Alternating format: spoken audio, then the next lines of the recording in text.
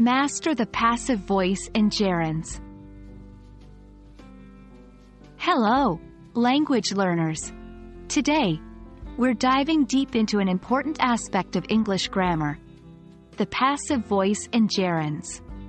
In previous videos, we've discussed what gerunds and the passive voice are, so now it's time to combine these concepts to elevate your language skills even further. Before we start, let's do a quick refresher on gerunds. Gerunds are verb forms ending in ing that function as nouns.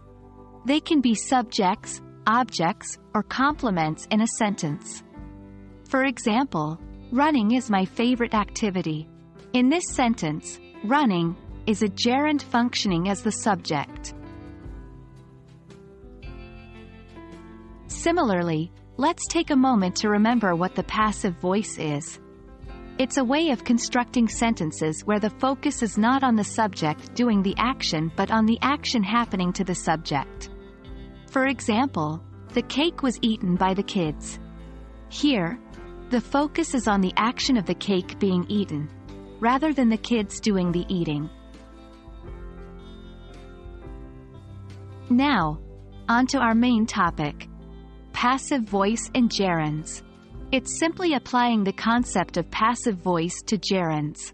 In this case, the ing form of the verb becomes being plus past participle. Here are some examples. I don't like being ignored. Being praised by your boss can boost your morale. Note that being ignored and being praised are gerunds in the passive voice. In these sentences, the focus is on the experience of being ignored or being praised, not on who is doing the ignoring or praising.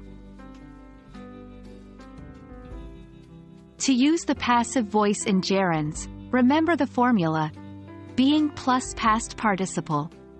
When you want to shift the focus from who is doing the action to the action or its receiver, you can use this structure. Here's another example. She appreciates being acknowledged for her hard work. She is the subject, appreciates is the verb, and being acknowledged for her hard work is the gerund phrase in the passive voice functioning as the object of the sentence. And that wraps up our lesson on passive voice in gerunds. By integrating the passive voice into your gerunds, you can add variety and specificity to your English sentences. Keep practicing, and remember, mastering a language takes time and patience. See you in the next video.